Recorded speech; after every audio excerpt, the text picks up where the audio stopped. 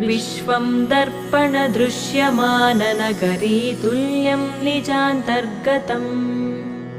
पश्यन्नात्मनि मायया बहिरिवोद्भूतं यथा निद्रया यः साक्षात् कुरुते प्रबोधसमये स्वात्मानमेवाद्वयम् तस्मै श्रीगुरुमूर्तये नमः इदं श्रीदक्षिणामूर्तये तस्मै श्रीगुरुमूर्तये नमः इदं श्रीदक्षिणामूर्तये बीजस्यान्तरिवाङ्कुरो जगदिदं प्राङ्निर्विकल्पं पुनः